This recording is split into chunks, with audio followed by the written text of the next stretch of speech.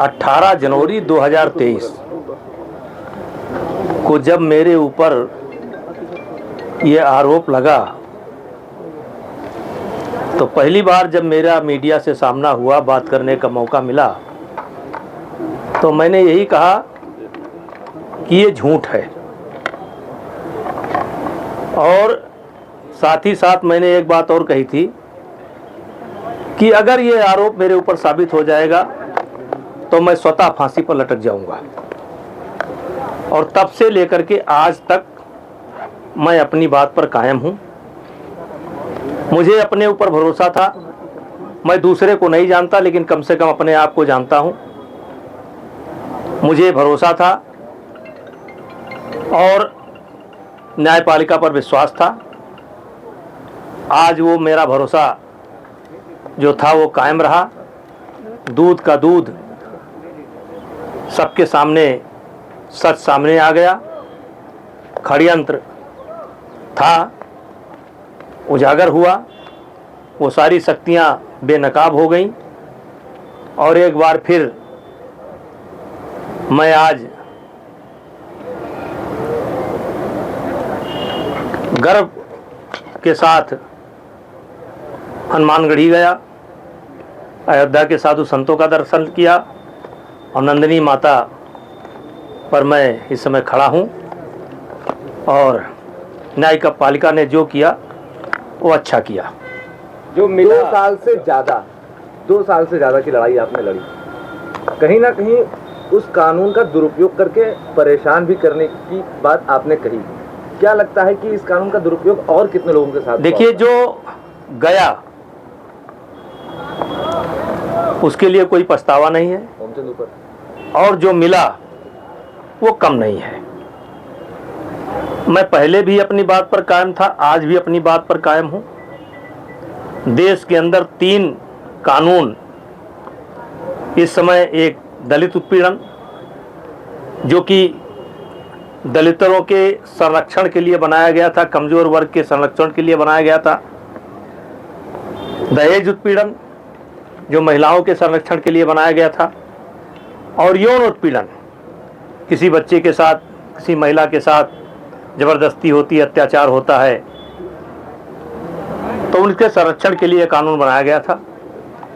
मेरी नज़र में इन तीनों कानूनों का पूरे देश में, एक जगह नहीं, पूरे देश में बड़े पैमाने पर इसका दुरुपयोग हो रहा है।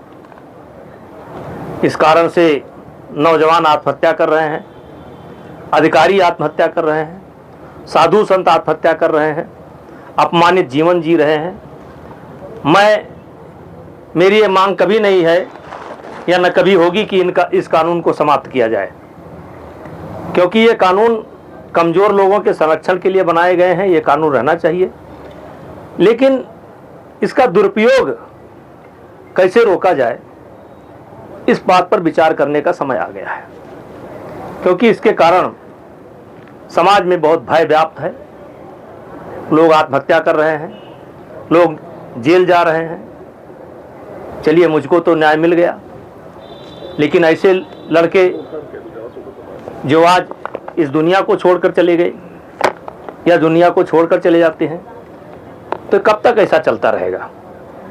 इसलिए मैं सरकार से मांग करता हूं कि इसके दुरुपयोग पर विचार करें। तो क्या आपको लगता है कि संसद में से संशोधन होना चाहिए? अब देखिए, सब लगातार, अब आप सारे प्रश्न जो किए, मैंने अपना विचार प्रकट किया है। मेरे विचार में इस कानून का दुरुपयोग हो रहा है। जिन लोगों ने इसका दुरुपयोग किया है, क्या मैसेज देना चाहेंगे? उनके साथ क्या होना चाहिए जिन लोगों ने इसका दुरुपयोग? नहीं, मैंने किसी एक प्रकरण का सवाल नहीं उठाया है। हमने जनरल सवाल उठाया है कि इस कानून का दुरुपयोग कैसे बंद हो। ये सरकार गंभीरतापूर्वक इस पर विचार करे और 2 गुना दंड का प्रावधान करे। अगर कोई आदमी अदालत से बरी हो जाता है, निर्दोष साबित हो जाता है, तो उसको कोर्ट न जाना पड़े, या सरकार और कोई रास्ता निकाले। बड़े बड़े विद्वान बैठे हैं, वो कोई ना कोई रास्ता निकालेंगे लेकिन ये आवाज़ मैंने उठाया है। आने वाले दिन में कोई मुहिम ऐसी छेड़ेंगे आप? नहीं यार, मुहिम छिड़ गई ना। और जब बात अयोध्या से निकली है तो बात निकली है तो दूर तलक जाएगी। आप क्या समझते हैं? अभी आपने अयोध्या में एक गीत बताया जो कल रात में आपको याद आ रहा था, क्या क्या थे? एक बार नहीं, वो गीत मैं सुन रहा था। वो गीत है कभी तो बता दो मेरे पास आके,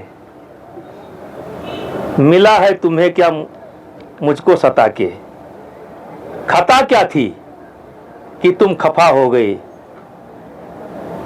चलिए आगे का नहीं कहा जाता है। अब आगे की क्या तैयारी है?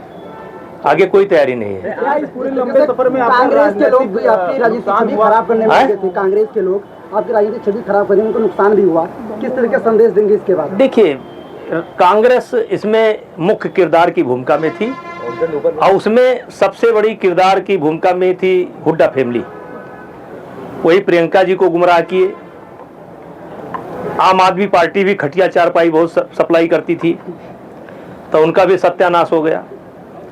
हुड्डा साहब 11 बजे तक मुख्यमंत्री बन रहे थे, 12 बजे उनका रथ अपने आप गायब हो गया। तो जो लोग भी बिना सोच विचार किए केवल मात्र राजनीति के कारण किसी की जान लेने की कोशिश करेंगे तो भगवान है ऊपर, वो सब देखता है। प्रियंका अब यूपी में आ रही है सर्वनाश करने के लिए, आपके हिसाब से देखा जाए तो? आना चाहिए, स्वागत है उनका। किस किस का सत्यानाश होना बाकी है? देखिए, अब जो जो हमारा विरोध किए हैं, मुझ गरीब को जो जो सताए हैं, सब सताए जाएंगे भगवान के द्वारा। आपने कहा कि जो मिला वो कम नहीं, जो गया उसका कम नहीं। क्या कम मिला? करण भूषण सिंह सांसद हो गए, क्या कम मिला? कम मिला क्या? बैठे बैठे सांसद हो गए 15 दिन के अंदर। कुश्ती संघ की अध्यक्ष ही चली गई, वो हमारे लिए नहीं नहीं नहीं, आप गलत हैं। कुश्ती संघ का एक नियम है कि 12 साल तक ही अध्यक्ष रहेगा। मैं 12 साल तक कुश्ती का अध्यक्ष रहा। जितना सेवा कर सकता था सेवा किया। कुश्ती ने मुझे बहुत कुछ दिया, भले बाद में मेरे ऊपर आरोप लगा, लेकिन कुश्ती ने बहुत कुछ दिया।